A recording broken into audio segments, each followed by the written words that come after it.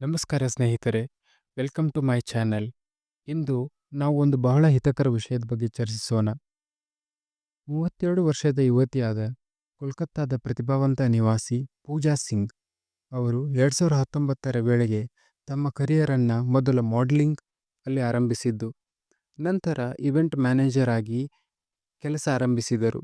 ಸುಮಾರು 7 ವರ್ಷಗಳ ಹಿಂದೆ ವಿವಾಹವಾದ ಪೂಜಾ ತಮ್ಮ ಪತಿಯೊಂದಿಗೆ ಕೋಲ್ಕತ್ತಾದಲ್ಲೇ ನೆಲೆಸಿರ್ತಾರೆ. 29 ಜುಲೈ 2019ರಂದು ಪೂಜಾ ಸಿಂಗ್ ತಮ್ಮ ಕೆಲಸದ ನಿಮಿತ್ತ ಬೆಂಗಳೂರಿಗೆ ಬರ್ತಾರೆ. ಅವರು ಇವೆಂಟ್ ಬೆಂಗಳೂರಿನ ಪರಪ್ಪನ ಅಗ್ರಹಾರದಲ್ಲಿ ಇರುವ ಹೋಟೆಲ್ನಲ್ಲಿ ನಡೆಯಬೇಕಾಗಿತ್ತು. ಅವರು ಕೋಲ್ಕತ್ತಾದಿಂದ ಫ್ಲೈಟ್ ಮೂಲಕ ಬೆಂಗಳೂರಿನ ಕೆಂಪೇಗೌಡ ಅಂತಾರಾಷ್ಟ್ರೀಯ ವಿಮಾನ ನಿಲ್ದಾಣಕ್ಕೆ ಬಂದು ಅಲ್ಲಿ ಓಲಾ ಕ್ಯಾಬ್ ಬುಕ್ ಮಾಡಿಕೊಂಡು ಹೋಟೆಲ್ ತಲುಪಿದರು. ಈ ಪ್ರಯಾಣದ ವೇಳೆ ಕ್ಯಾಬ್ ಡ್ರೈವರ್ ಅವರೊಂದಿಗೆ ಸ್ವಲ್ಪ ಮಾತುಕತೆ ನಡೆಸಿದರು. ಈ ಅಪ್ಪಿತಪ್ಪಿನ ಪರಿಚಯದ ಅರಿವು ಪೂಜಾ ಸಿಂಗ್ ಅವರ ಜೀವನದ ನಿರಾಳ ಕ್ಷಣಗಳಲ್ಲಿ ಹೊಸ ಚಾಪ್ಟರ್ ಬರೆಯಬಹುದಾ? ಈ ಸಂಭಾಷಣೆ ಕೇವಲ ಪ್ರಯಾಣದೊಂದಿಗೆ ಮುಗಿಯುತ್ತದಾ, ಅಥವಾ ಅದಕ್ಕಿಂತ ಮುಂದೆ ಮತ್ತೊಂದು ಕಥೆ ಹುಟ್ಟಿಕೊಳ್ಳುತ್ತದಾ? ನೋಡೋಣ ಬನ್ನಿ. ಕ್ಯಾಬ್ ಡ್ರೈವರ್ ಅವರ ವರ್ತನೆ ಪೂಜಾಗೆ ಉತ್ತಮ ಅನಿಸುತ್ತದೆ.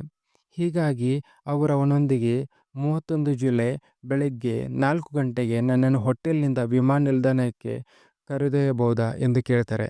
ಕ್ಯಾಬ್ ಡ್ರೈವರ್ ಅದಕ್ಕೆ ಒಪ್ಕೊಳ್ತಾನೆ ಮತ್ತು ಅದು 1200ಗೆ ಡೀಲ್ ಆಗುತ್ತದೆ. ಆದರೆ ಈ ಡೀಲ್ ಓಲಾ ಅಪ್ಲಿಕೇಶನ್ ಮೂಲಕ ಮಾಡಲಾಗದೆ ನೇರವಾಗಿ ನಡೆಸಲಾಗುತ್ತದೆ.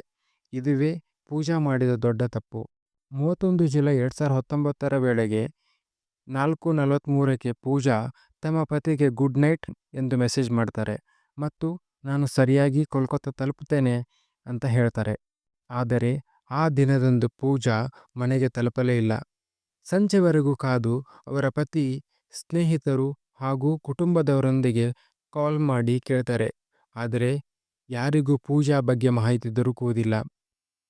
ಸ್ವಲ್ಪ ಹೊತ್ತಿನ ನಂತರ ಪೂಜಾ ಅವರ ಪತಿಗೆ I in Hyderabad, need emergency cash ಅಂತ ಮೆಸೇಜ್ ಬರುತ್ತೆ. ಇದಲ್ಲದೆ ಪೂಜಾ ಅವರ ಪತಿಯನ್ನು 5 ಲಕ್ಷ ರೂಪಾಯಿ ತಕ್ಷಣ ಕಳುಹಿಸಬೇಕೆಂದು ಕೇಳ್ತಾರೆ. ಅವರ ಪತಿ ಕೂಡಲೇ ಪೂಜಾಗೆ ಕರೆ ಮಾಡ್ತಾರೆ, ಆದರೆ ಮೊಬೈಲ್ ಸ್ವಿಚ್ ಆಫ್ ಆಗಿರುತ್ತದೆ.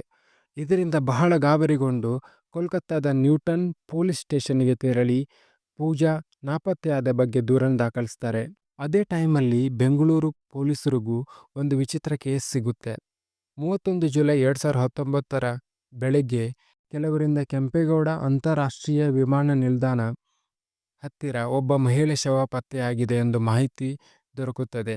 ಶವದ ಮುಖ ಸಂಪೂರ್ಣವಾಗಿ ಪುಡಿಪುಡಿಯಾಗಿತ್ತು, ಹಾಗಾಗಿ ಗುರುತು ಹಚ್ಚುವುದು ಸಾಧ್ಯವಾಗಿರಲಿಲ್ಲ. ಶವದ ಬಳಿ ಯಾವುದೇ ಗುರುತಿನ ದಾಖಲೆಗಳೂ ಇರಲಿಲ್ಲ.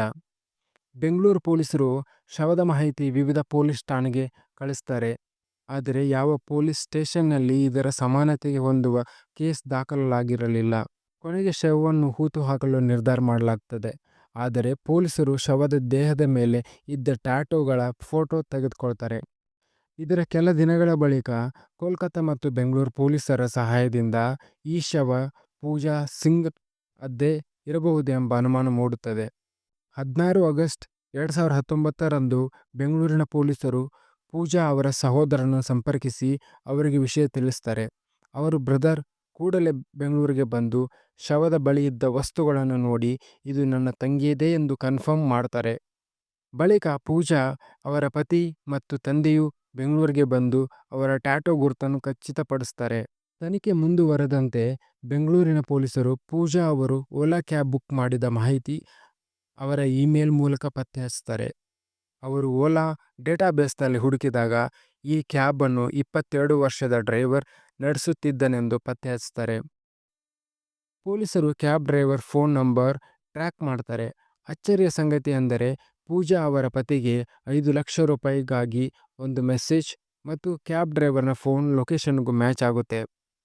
ಪೊಲೀಸರು ಕೂಡಲೇ ಕ್ಯಾಬ್ ಡ್ರೈವರ್ ಬಂಧಿಸಿ ವಿಚಾರಣೆ ನಡೆಸ್ತಾರೆ.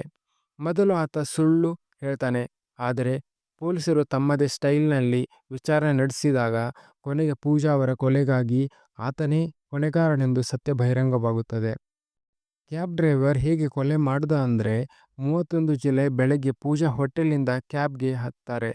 ಅವರು ತುಂಬ ಟಯರ್ಡ್ ಆಗಿರೋದ್ರಿಂದ ಕಾರಿನೊಳಗೆ ನಿದ್ರೆಗೆ ಜಾರ್ತಾರೆ. ಇದನ್ನು ಅಡ್ವಾಂಟೇಜ್ ಮಾಡಿಕೊಂಡ ಕ್ಯಾಬ್ ಡ್ರೈವರ್ ವಿಮಾನ ನಿಲ್ದಾಣ ಮಾರ್ಗ ಬಿಟ್ಟು ಬೇರೆ ದಾರಿಗೆ ತಿರುಗಿಸ್ತಾನೆ. ಯಾರೂ ಇಲ್ಲದ ಸ್ಥಳಕ್ಕೆ ಹೋಗ್ತಾನೆ. ಪೂಜಾಗೆ ತಕ್ಷಣ ಎಚ್ಚರವಾಗಿ ನೋಡಿದಾಗ ಯಾರೂ ಕಾಣದ ನಿರ್ಜನ ಪ್ಲೇಸಲ್ಲಿ ಅವರು ಪ್ಯಾನಿಕ್ ಆಗ್ತಾರೆ.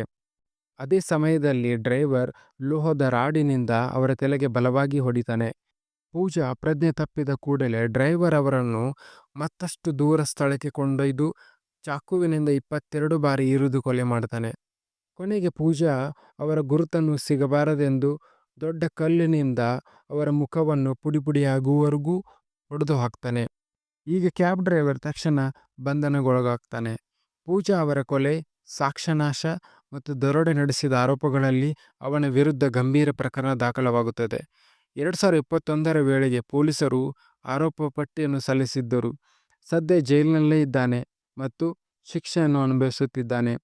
ಈ ಸ್ಟೋರಿಯಿಂದ ನಾವು ಕಲಿಯಬೇಕಾಗಿರೋದೇನೆಂದರೆ, ಯಾವಾಗಲೂ ಕ್ಯಾಬ್ ಬುಕ್ಕಿಂಗ್ ಮಾಡಲು ಅಧಿಕೃತ ಅಪ್ಲಿಕೇಶನನ್ನೇ ಬಳಸಿ. ಓಲಾ, ಊಬರ್ ಮುಂತಾದ ಕ್ಯಾಬ್ಗಳಲ್ಲಿ ಅಪ್ಲಿಕೇಶನ್ ಬಿಟ್ಟು ಹೊರಗಡೆ ಡೀಲ್ ಮಾಡಬೇಡಿ. ನಿಮ್ಮ ಪ್ರಯಾಣದ ಬಗ್ಗೆ ನಿಮ್ಮ ಕುಟುಂಬ ಅಥವಾ ಸ್ನೇಹಿತರಿಗೆ ಮಾಹಿತಿ ಕೊಡಿ. ಅಪಾಯ ಸಂಭವಿಸಿದರೆ ತಕ್ಷಣ ಎಮರ್ಜೆನ್ಸಿ ಹಾಟ್ಲೈನ್ ಸಂಪರ್ಕಿಸಿ. ವಿಡಿಯೋ ನೋಡಿದ್ದಕ್ಕಾಗಿ ಧನ್ಯವಾದಗಳು. ನಿಮಗೆ ಇಷ್ಟವಾದರೆ ಲೈಕ್ ಮಾಡಿ ಮತ್ತು ಇನ್ನಷ್ಟು ಅದ್ಭುತ ವಿಡಿಯೋಗಾಗಿ ನಮ್ಮ ಚಾನಲ್ ಸಬ್ಸ್ಕ್ರೈಬ್ ಮಾಡಿ. ಮತ್ತೆ ಹೊಸ ವಿಡಿಯೋದಲ್ಲಿ ಭೇಟಿಯಾಗೋಣ. ಧನ್ಯವಾದಗಳು.